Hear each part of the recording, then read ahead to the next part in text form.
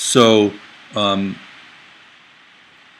fear is, I think, something that thrives in the dark, and is almost the opposite of illumination.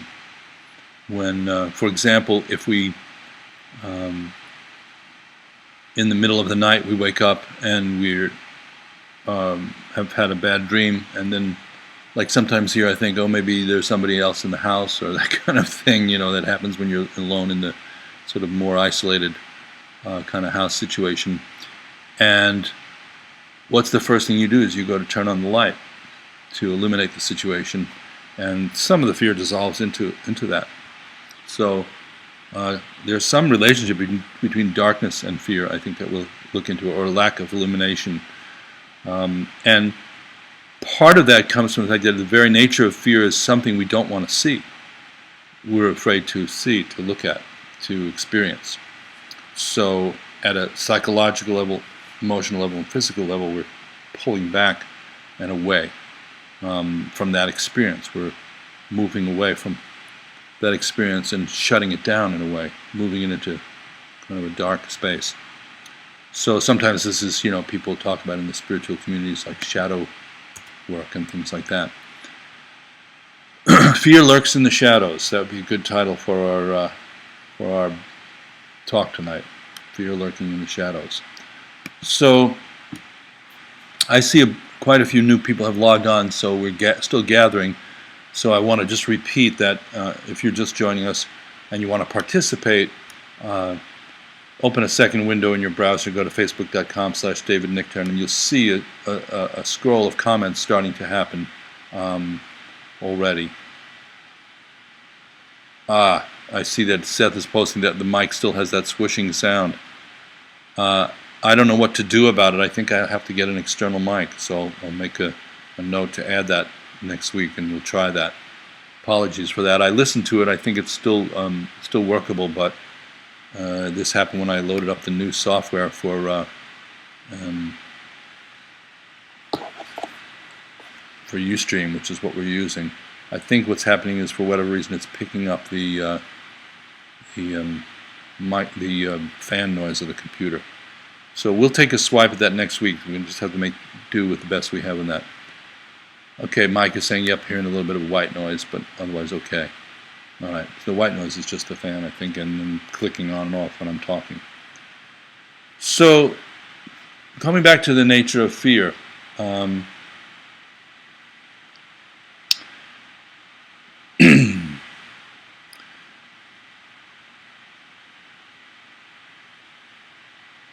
it's from the point of view of practice.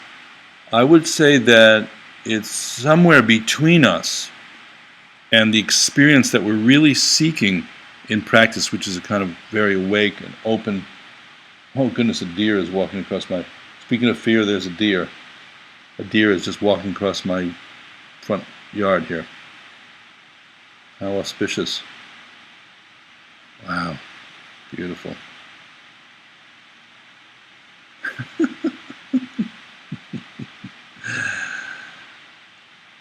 We're in the deer park here. So, looking at the experience that we want to have, or that we're seeking, and I'd like to hear from you on it. Obviously, we're trying to manipulate our practice so we feel good. That's sort of a constant kind of advertising. Meditation somehow is going to make you feel good about yourself and your mind and your world. And that's fair enough. That's probably a good point to make.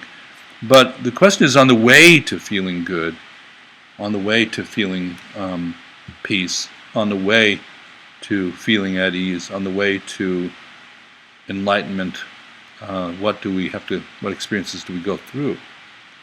And that's something that very few people are talking about so much, because we're actually somewhat afraid already to experience the sense of journey rather than the sense of fruition.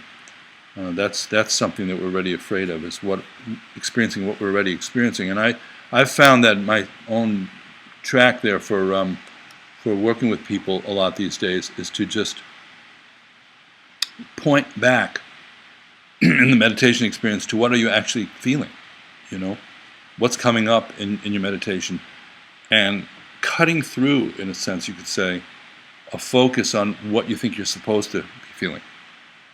So this is the notion of touching in and being very aware of what's going on without trying to skip over it and jump over it into some kind of idealized state of mind.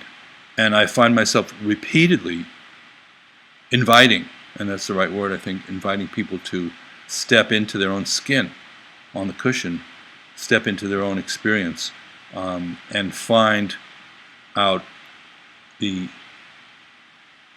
actual nature of one's own reality, the authentic quality of one's being as it is currently being experienced. And for me these days, that's what meditation means. It means not bypassing anything and mixing awareness with whatever is being experienced. So we've talked a lot about how we get to what we would call a kind of confused state of mind, which is how a lot of us find ourselves when we start sitting. And, in terms of, we've talked about the skandhas and, the different kinds of consciousness and so forth. But really we find ourselves in a narrative.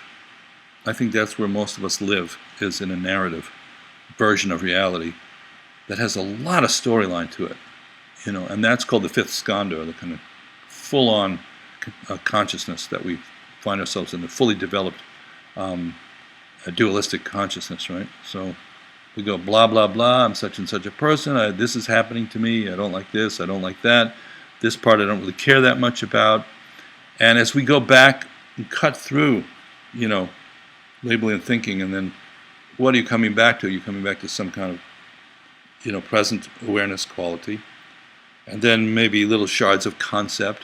And then we get back to this sort of ground of, as we've talked about so many times, this sort of passion or grasping at some things, aggression or trying to reject other things, and the kind of spacey mind, that's sort of dull and not really biased in a way towards trying to grasp at something or reject it. That a lot of our life, our life force, our life energy is spent in that kind of sense of duality between ourselves and what could easily be classified as our projections, our narrative, down to the very level of just kind of groping and feeling these very primitive feelings about whatever we perceive to be our current partner in life, which means our life itself. So how, when we're going backwards through this creation of ego, the way we've talked about it before, this creation of duality, what do we actually experience to go back through it? Like, for example, if you're sitting there and you're wrapped up in your narrative in your meditation session, and you're going to let it go, and come back to being with the breath. My contention today, my current theory on this, and this is not just theoretical but practical advice, is that what we'll really experience is some kind of anxiety or fear about going back closer to the original non-conceptual ground. And even though that's presented as sort of blissful at times, it's not blissful from the point of view of the developed ego structure that we kind of maintain. It's scary. It's scary to let go of our storyline about how this person hates us, or if only we were this person, life would be so great, or if we could only get our vacation plans together, or our parents didn't like us, whatever narrative we're running. If we truly let go of that, and I don't mean repress it, but really release it, and now we're in the space without that, I think that's where the fear is, the returning back to the source. That's really, really what we're actually afraid of, is going back to the source, which is extremely powerful energy field that is much, much bigger in scope, and vaster and deeper than the kind of honed-in narrative that we've created, sense of self. So And theoretically, as we go back, and we go back to, maybe even the first skandha, which is just ignorance in form, we might experience a very, very deep fear of non-existence, of all that which we sort of hang our hat on in terms of our sense of self and existence, that it doesn't really exist. And it's funny, it's something that Trungpa Rinpoche used to say so regularly, is he would say, actually you don't exist. And it used to kind of annoy me. And I'd think, why is he saying that over and over again? I'm here, I paid my money for the workshop, I'm wearing my clothes, I have my glasses on, I have my notebook ready to take notes about not existing. I've got my stuff. And so that was a very annoying thing to be told. But I think if we start to taste our own non-existence, we experience a kind of primordial underlying panic. What's the most vivid expression of that you can think of? I wish we were in a live class. You could just yell it out. Death. Death of oneself. And in a sense, that's really actually what we are afraid of. And it's generating all the other fears. So it's not just death of the physical body. That's scary, because we lose reference point numero uno, which is our feeling of being in this particular body. Even though this body has been changing ever since we've been inhabiting it, and really has no constancy whatsoever. It's shifting and changing all the time. So, but it's losing a ground or a sense of familiarity, a feeling of knowing in a discursive way, in a narrative way, who we are and what we're supposed to be doing. And when you shake that up, then people, all of us, are going to experience some kind of panic, actually, some kind of primordial fear. And it is unfair, in my humble opinion, to talk to all of us about doing our practice and not really touching in on this very powerful dimension of it, making it sound like it's going to be some kind of picnic or walk in the park. So earlier tonight I was talking to one of my one-to-one students, and I was asking her, had she ever been on a solitary retreat? And there's something very, very powerful about being alone, I've been mostly alone for the last 2 or 3 days here. And, your own mind comes to much higher relief. There's much less distraction. And there is a feeling of less stuff filling the space. Now, we experience that, I experience that, and probably you do too, as some kind of big relief, actually. So in a sense, aloneness, or this kind of spacious solitude, is the love affair of the yogi. Yogis throughout history have written poems about this and songs, and this idea of profound sense of aloneness and solitude really goes very strongly in hand with this tradition. But there's also a feeling of like panic, and then a sort of projection onto beginning to layer that projection onto whatever you perceive as external to you. For example, a sound, and now somebody's in the house. Your mind will play with those kind of energies like that. So what are we really afraid of is, you have to look and see, our own mind is what's generating that fear and that sense of displacement. And at the same time, our own mind is coming home to itself. We're coming back to our authentic nature, ourself. So it's fair to say, I think, we're afraid of ourselves. That's the ultimate statement of warriorship, is to not be afraid of oneself. And we can do play all kinds of games with this, and some of them are spiritual games, and some of them are other kinds of games, about I'm not afraid, I'm not afraid, I'm not afraid. But if we can root deeply into a sense of being with ourselves and being kind of okay, you could say, with our own mind and our own consciousness, in a way, that's the ultimate statement of well-being. And that's also fearlessness itself, is not being afraid of ourselves in any situation. But in order to experience that, what Rinpoche is saying, and I guess I'm saying the same thing tonight, is we have to be willing to go through fear. We can't go around it and say, I'm cool, everything's okay. And in fact, it becomes something that you want to explore further if you're becoming a real practitioner, a real warrior. It even goes to the level of like certain practices where you invite fear. And we were up at Kripalu about a month ago, and I bumped into old friend Sultrim Alioni, who was a Sangha member, Trungpa Rinpoche, back in the day, and now has Tara Mandala out in, I think, Colorado. And she emphasizes a practice called Chud, C-H-O-D, which is,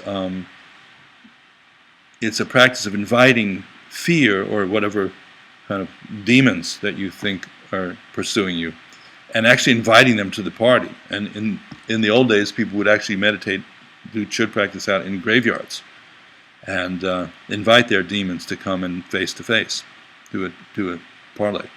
So if you think of that as you're inviting that which you're afraid of to kind of come into the light, step out of the shadow and come into the light and communicate.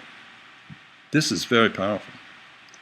So there are, kind of advanced practices like this, and the basic practice of sitting meditation, why it's hard for us, you see, is because we have to face ourselves, and because we're afraid of ourselves. It's you can say all the words from all the texts and all the things, but it really does boil down to the notion of being afraid of oneself and being with oneself in a quiet way.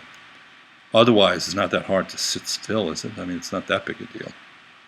But because we're looking directly at our own experience, and have to face sort of face ourselves as we are, not as we would like to be, then a lot of fear comes up for people in terms of practice. And it can take all kinds of other forms. The fear can take the form of craving entertainment, craving companionship, craving food, just filling the space somehow. And it could just take the form of kind of edginess and restlessness. And we really do have to sit through that and go deeper to progress our practice to any significant level. There's a kind of palliative level of meditation, which is just calming the surface of the mind down, and so that you can just sort of be a little bit more stable and a little bit more tranquil. But this is a very preliminary level to going deeper into the awareness and consciousness of ourselves, and being very settled into that and not panicked about it. So that's really what we're kind of talking about tonight. I see quite a few more people came online, so I just want to say again, if you could, and you want to join in, and you can, sort of start thinking about comments and questions around now. Open a second window in the browser, go to facebook.com/DavidNickturn, and you will see the stream of comments coming up. Deb Star Divine is saying it sounds like the sound of the ocean, very meditative. Well, that's good. I'm glad that the whooshing sound is not driving us crazy. But I'll try to look into an external mic for next week and see if that helps us. So I think I have more things to say, but I think I'm going to shift a little bit to having some conversation here. And then I'm going to come back and make a few more comments. So let's just see, because I see people are kind of lighting up on the big board here, so to speak. And I invite you to write your questions and comments. So let's see what people are up to. Ari is saying, I just started reading Feeding Your Demons by Sultrim Alioni this last week, synchronous. It is fascinating the way she parses Chud for Westerners. Yes, I myself have not studied with her, and I don't have the direct experience, but I've only heard good things in that way. So let's recommend that book this week if anybody wants to sort of get into this Chud practice idea. And it's framed in a way that's very accessible to people. So it's called Feeding Your Demons by Sultrim Alioni, Allione, and it's in Ari's comment if you want to see. So let's see. Beth Messler is saying, in making friends with death, there's an exercise where you contemplate your death. After spending the weekend with a sick relative, it overwhelmed me. It felt so final, over, the end, done, that's it. It seemed to trigger my grief. Sure. Yeah. But I think, Beth, you would agree that's no reason to run away from it, right? There's a lot of sadness in letting go of people we love, and nobody's saying to disacknowledge that sadness. It's not part of our program.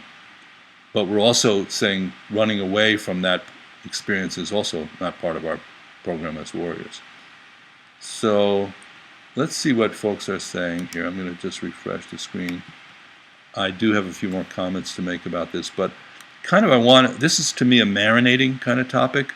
You marinate in this a little bit, you contemplate a little bit. And it's better not to be too superficial or too glib about it, and say a whole lot of thingy things about it. But what are we afraid of? Actually, what fear are we experiencing? How can we make this topic sort of personal? So if you want to write in your questions and comments, please do so now. Lori is writing from Long Island. Beautiful sky out east tonight. Absolutely. Neely is here in Ithaca on time for the first time in a while. Great. Elaine from Louisiana.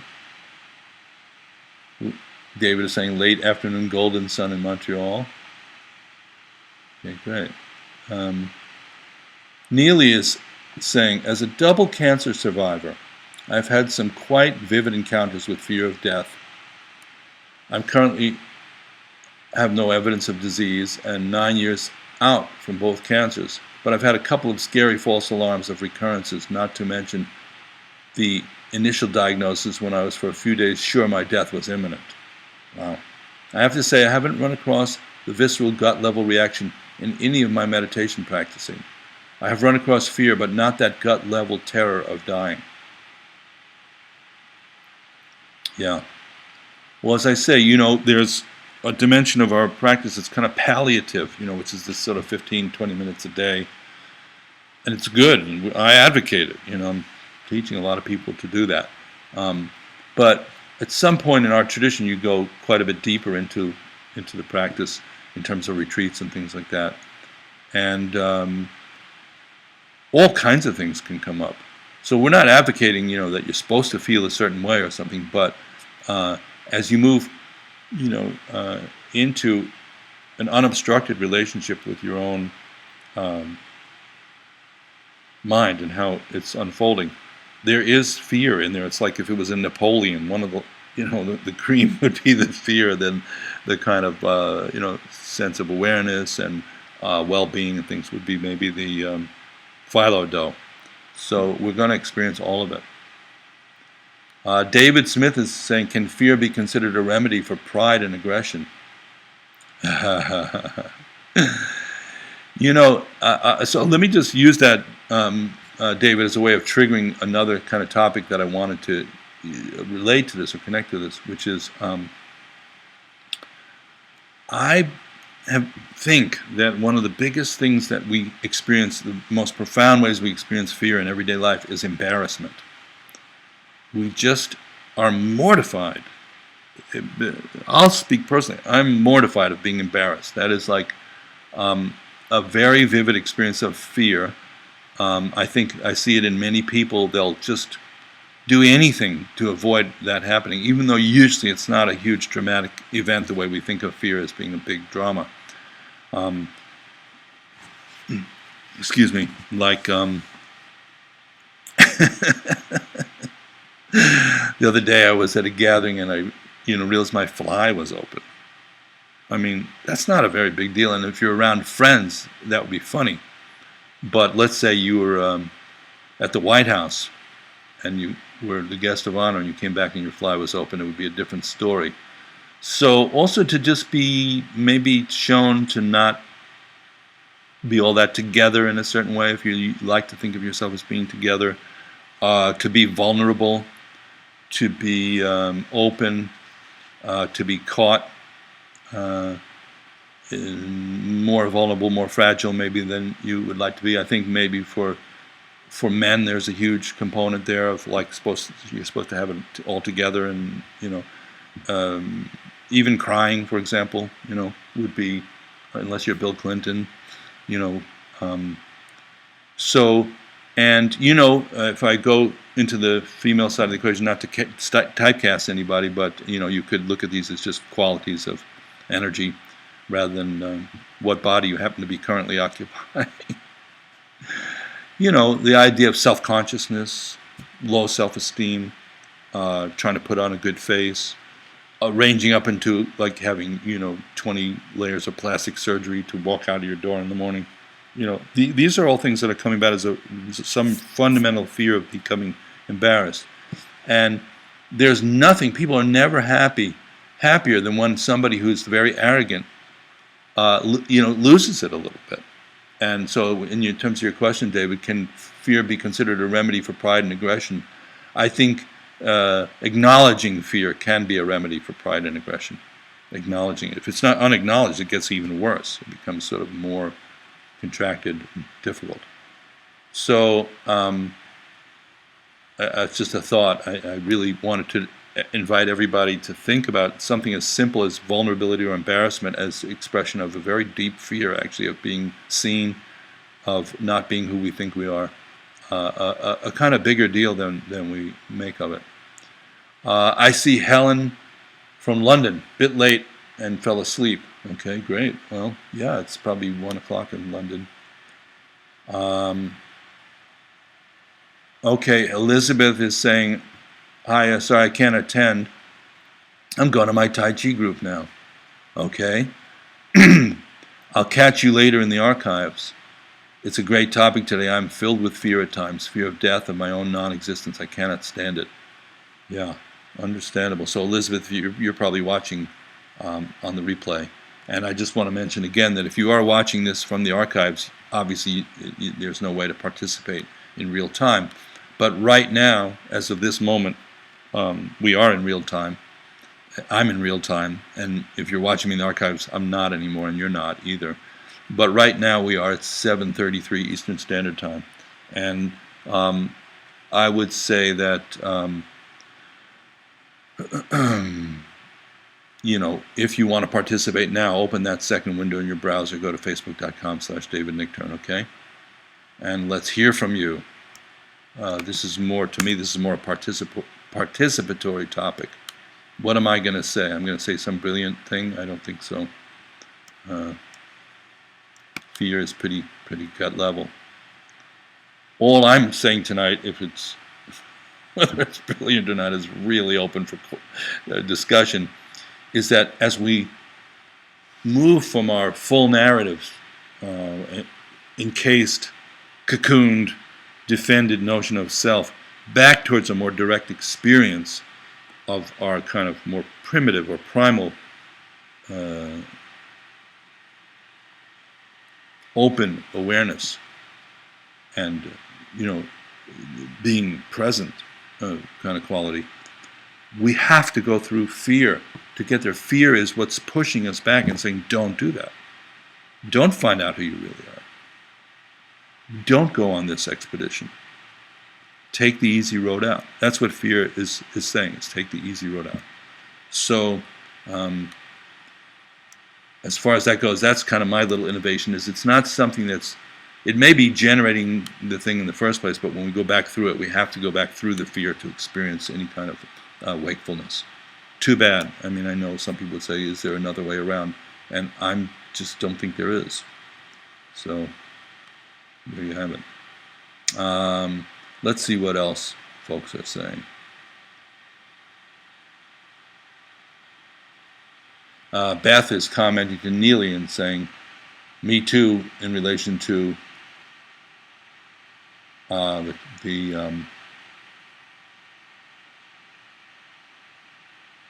experiencing fear. Let's just reread the end of what Neely said.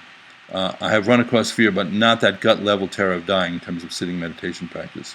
Yeah, well, that's why you have to do chud practice and kind of further progress kind of practices that dig in a little deeper. I haven't had a serious scare since I started practicing regularly. I hope maybe I would experience it differently, but I don't know. Well, Be careful what you wish for, Neely, okay? And Beth is saying, me too. I was kissing the fibers of my carpet. Found grief down to my toes. Just reached my first year cancer-free. It brought me to meditation. Okay. Yeah. So let's see what else people are saying.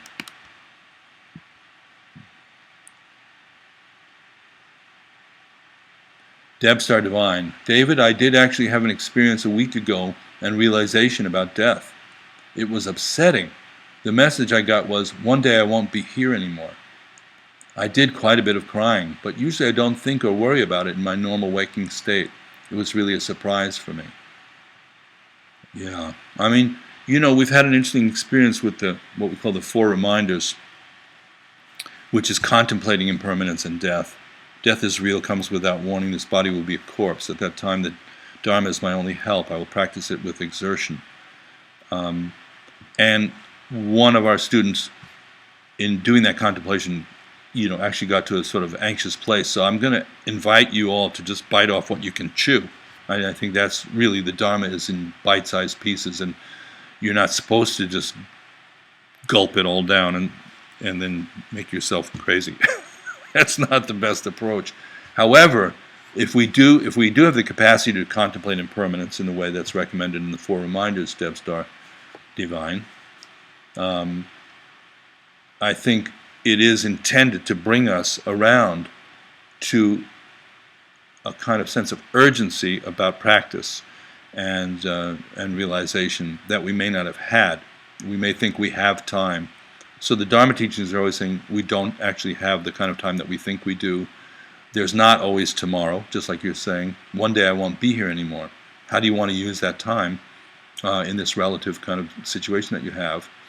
And it's not supposed to make anybody feel guilty or uptight either. It's supposed to trigger a sense of renunciation with the samsaric existence, the cyclic existence, and to begin to work more with the awareness practices, right? So, yeah, I mean, I think that's just a taste, Debstar Divine. That's a taste of what we're talking about here. And we're not really trying to push anybody into that, but invite to look deeper, to go deeper with your practice. So now we have quite a few comments. So let's take Elaine. What we fear most will always bubble up to the conscious thought process and make itself real or seem real. It's an ingredient simmering in our mental stew like hope, which is interesting, just to pause there, that Trungpa Rinpoche used to link hope and fear as kind of the Siamese twins. Can't really have one without the other. Sorry, President Obama. Like hope or hilarity or what have you, and will find a way to express itself. Personally, I have found that the absence of fear does not keep what we perceive as negative away from us. Things we don't like will still always be there, fear or no. Time to find a new angle.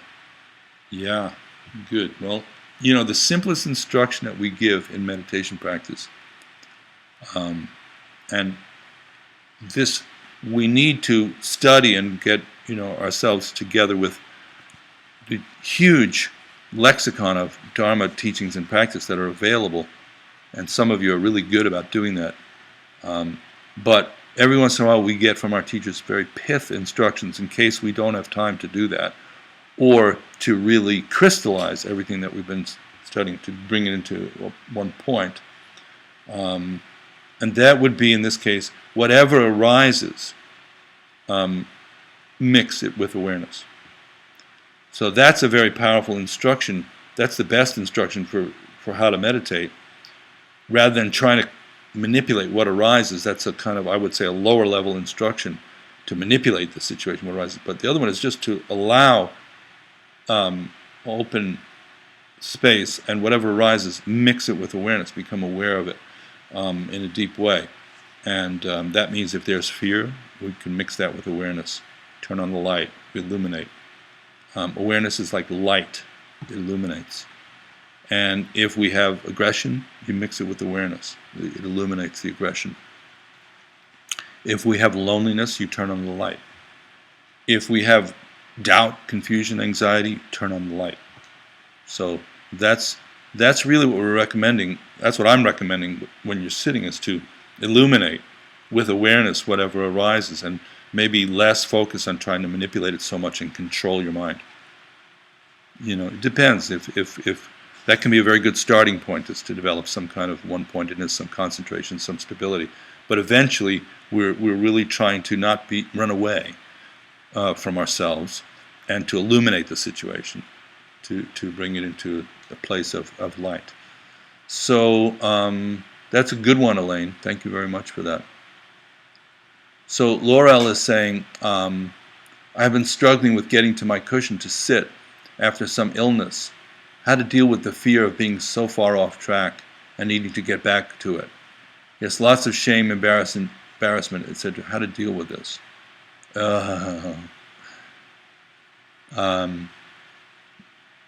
Yeah, I think, Laurel, I'm going to cut through to the chase with you and just maybe say, just recognize how useless the shame and embarrassment are for you. And by perpetuating that, you're only compounding, the whole situation. So you're caught in a loop that way. You see that? Just use your mind, your intellect here. Just go back to it. It doesn't matter. I mean, I've had students who've taken a year off, It's like, think of it as a sabbatical. You needed to do whatever you needed to do during that time. And just cut through all of that complicated sense of guilt and regression and calculating, figuring out, and just start fresh. And that's something we say, always you can start fresh. Take a fresh start. That's another pith instruction. Take a fresh start. Just let that fall away, Let that fall away. Recognize that it's not helping you. It's not useful in any way at all. Whatever you need to do to inspire yourself, maybe those forces that inspire. There's forces around us that, kind of, what's the opposite of inspire? Despire, that bring us down.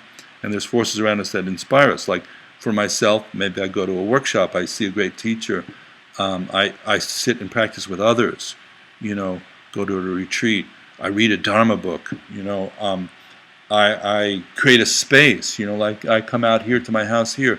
There's very little distraction. I get to practice every day, create the right space, be around people who are going to support it, use some skillful means to get yourself in an environment in which you can feel inspired again, and map those things that are external things that are drawing your energy down and those that are lifting it up, and avail yourself of those.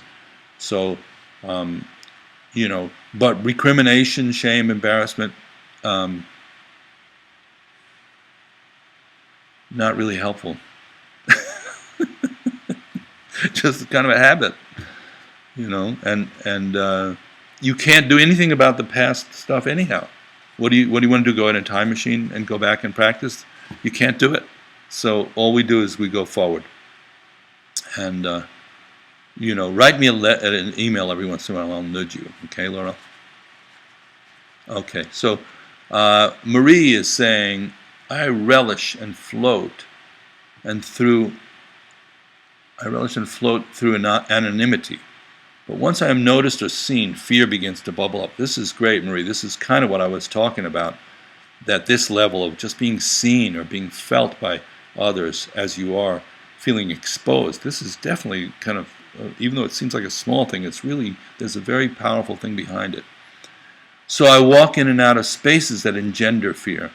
Sometimes it seems I have choice, and other times I feel I'm swept into those spaces. No doubt about it. And I can just, testify, if you will, and maybe other people can testify. There will be times when any logic, any rationale, any teachings that you have will be completely useless, and you'll just be afraid. And the beauty is it won't last, because it's, fundamentally impermanent. Sometimes you wait it out, And sometimes interventions happen, other forces come into play to support you. And sometimes you're pushed right into the jaws of the beast by, I've been pushed into the jaws of the beast by my guru. My teacher, Trungpa Rinpoche, would push me personally and other people into fear, to, unfamiliar situations, uncomfortable situations. Nothing really ridiculous or anything like that. But he was a master, and he knew that's where the light is. If we don't go into the dark, we don't know where the light is. So, we have to take it. We have to take a shot, and we have to. I think the thing from some of these is I want to inspire people to look for good company. Buddha, Dharma, Sangha. Look for the Buddha, the Dharma, and the Sangha, and use them as a support for everything we're talking about. Brian is saying, I have 3 fear lists. One of them has nothing on it. And the other list has everything on it. The third list, the realistic list, very cute, Brian, is the one that I usually prefer not to look at. Fear of the fear. Yeah. Well, of course, you and Winston Churchill. We have nothing to fear but fear itself. One of the most famous comments in history. Hard to imagine that that being true. After we all have to really contemplate that. He's basically that's a statement of fearlessness. He's saying there is no fundamental basis for the fear other than the fear itself. Maybe Winston Churchill was a Mahasiddha. We have to check that out a little further. Have our scholars and experts go check that out. Patrick, hi Patrick, out in L.A. I'm intrigued with the idea of inviting fear into the light, along with the idea that cravings can mask, fear. No doubt about it. We fill the space. Just think about it the next time you're standing in front of the refrigerator reaching for something sweet that you think that's craving, but actually there's some fear of the space that you'd have to experience if you didn't fill it with that. So craving is very related to fear, covering over fear. Filling space is related to covering fear. So for those of us who tend towards equanimity, ignorance, would this be a good area to look for and cultivate? Yeah. You move into the wakeful energy. The fear is very, as anybody will tell you, Patrick, if you're like sleepy meditator, let's say you're a sleepy meditator and you're kind of doing that thing, and a little snake came into the meditation hall and sort of headed towards your cushion, you're going to wake up. You're not going to be so sleepy at that point, So it's an interesting thing to sort of invite maybe a little bit more of that kind of relationship to the edge. Let's call it edge for now. But that's a good one, Patrick. Thank you. Good comment. Let's see. So these are great so far. Of course, it would not be a Tuesday night if we did not have a comment from Rebecca Fantasia Donofrio from the Boston area. And Rebecca tonight is saying, in a daily context, I experience panic. Not necessarily fear, but perhaps the same thing. Okay. When feeling exposed, naked, revealed. Yeah, that's what we're talking about. I can walk around naked, not overly modest there, but allowing others to read my personal poetry. Okay, then now you're talking. It makes me feel so naked and open, it's a little overwhelming. Okay, I shared with a Dharma teacher who I respect very much today, who also writes poetry, and got feedback from him, and it spooked me. But I leaned in and trusted the energy of the situation and have been feeling quite exhilarated and daring. Yeah, that's great. Terrific. Yeah, we're not looking at, whatever. I mean, some of us could literally walk around naked and we'd have no embarrassment or fear at all. But then, if we're playing our new song or reading a poem, that could be a mortifying, or have to talk in public. Some people have a really big thing with talking in public. So that's great. You took the leap into that. That's daring. That's good old level 3 of Shambhala training. The feedback is interesting because how to give and receive feedback is a very big topic in a way, in general. And we're not saying that we have to let other people overrun or overrule our own perception of what our experience is. For example, like being in the music business myself, I often give people feedback about music, but it's just my opinion, And anybody who presents that kind of feedback in an absolute way, I don't like that myself personally. So it can be a dialogue, it can be conversation, It can be shared vulnerability, but just the idea of like, probably the reason we write the poetry is to read it to somebody else, and to see it ourselves. It's our own mind coming up, and then to share it is really, really beautiful. So that's great that you kind of took that leap, Rebecca. That's kind of nice, and I think that is what we're talking about. That would be sort of leaping into the fear, leaping into the vulnerability. Very innocent way, in a way, very, very harmless way, It's not like telling somebody you want to kill them, It's more in the love category. So let's see what else people are talking about here. We've got a few minutes left. These are great comments, everybody. Really good. I really did not want to carry the weight of this whole conversation tonight. It's so basic. It's like, what, there's an expert on fear? I'm supposed to be an expert on it. I think, I read a book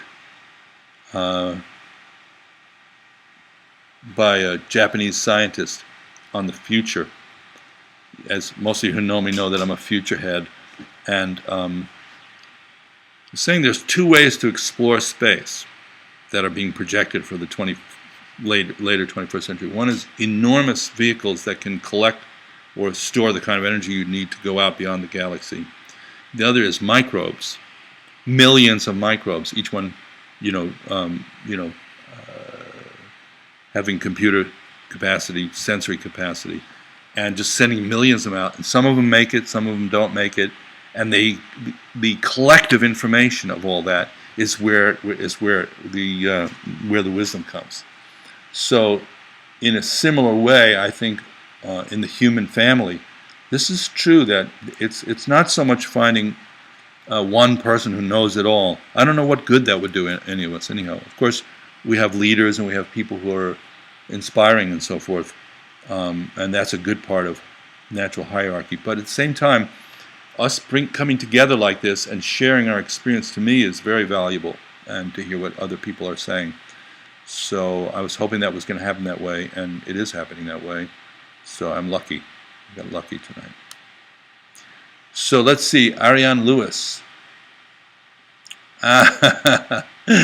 Saying I was actually caught on the real candid camera that is being revived. Boy, I did not know it's being revived. That's kind of amazing, because I lived through the first one. Some of you did, but most of you haven't. I'm experiencing a great deal of fear that the footage will always be around of me being duped. Well, of course, there's what is that Ashton Kutcher show when he pranks people? That's sort of a very similar kind of deal.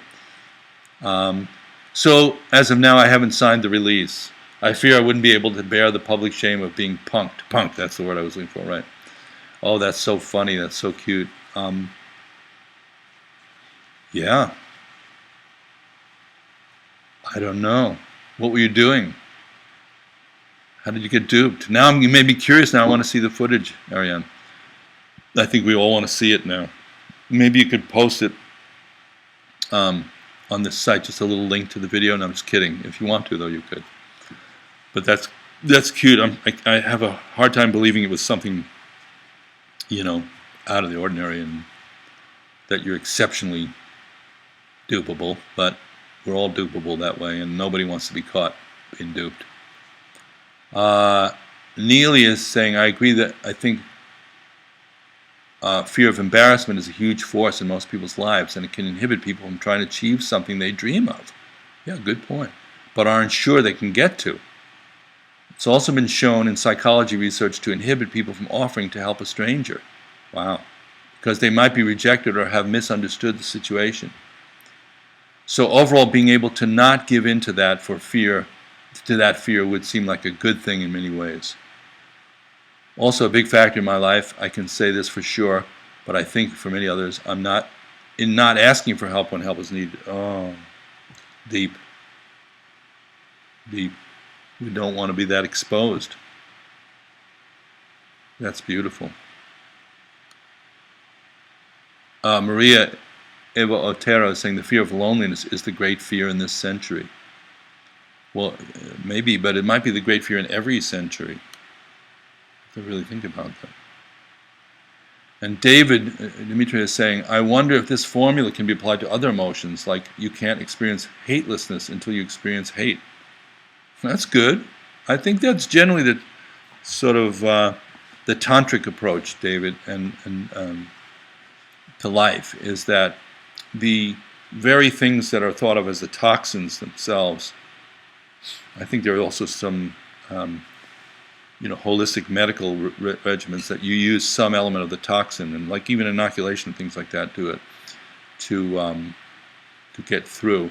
But that the hate or the passion must be experienced to be to have the wisdom dimension of it understood, and that's like the co-emergent quality of it. And that's, those of you who are reading the 5 wisdom energies, some of you are studying that book with me, have read it as part of your training, is that we don't throw out those emotions, we don't throw out the fear, but we experience them in a more encompassing and illuminated way, so they're not in the dark anymore. And that light has a tremendous effect on things, and illumination is not just a literal thing, but it's a deep spiritual concept of mixing light and awareness with whatever's, and it's transformative. It transforms what you're experiencing. So I think that's a great point, David, and I'm going to go along with you on that one. Our judges are coming back positive on that one. Grindle is saying, so when fear comes in the middle of the night and going to my breath is not helping, yeah, that's going to be too light a remedy. What does one do? Go into it, be curious? Sometimes it can be like a tsunami. Yeah. Very, very true. It depends how much leeway you have. If you're going to have a heart attack from the fear, which sometimes people do, their body is jeopardized by it, then you need to calm yourself down. And for example, then breathing actually can calm you down. You can manipulate your experience by breathing very, very deeply and counting breaths and things like that, because the fear is going to shorten your breath. It's going to have that somatic effect. So by just going backwards through the body, you can manipulate the experience. But if you're not going to have a heart attack or jump out of your skin or run out of the room, meditating with it, not by labeling it or real meditation, mixing it with awareness. And that the best thing that you said about that is be curious. If you can muster the courage to go, what is this experience now? But let's be very clear about it. If you think there's an intruder in your house for real, this is not the right practice to do. Then you want to dial 911, or if you think you're getting sick or having a heart attack or something like that. So we're not trying to meditate our way through the relative dimension of life and skillful means. Well, let's be really clear about that. But once we know, okay, well, I'm experiencing fear itself, because we're asleep, and in our dreams we're very close to our sort of root consciousnesses in some way. If you can be curious about it and meditate on it, be aware of everything that's happening with it, allow it to teach you. And that's what the Chud practice is. If you read a little bit about, you can look online. There's some YouTube videos with Sultram Alioni that very clearly express the practice. They're very good, actually. And the idea is you bring out that energy and the force, and you look straight at it, and you have a communication with it, and it's trying to tell you something. That's exactly right. There's something hidden that it's trying to come out. And if you can be brave enough to face that, then if you're up to that. So let's be very clear about that. If you're not up to that, it's not time to do that yet. Okay? And you'll know. And if you need to just kind of calm yourself down, then you can use the tranquility meditation to do that, or the pranayama, or you turn on the lights, or talk to a friend, eat something, have a glass of milk, whatever you need to do. But if you're ready to face whatever that is, then you can bring it out and kind of shine light on it and be inquisitive about it, which is the clearest thing that you said, and very good. Very, very good.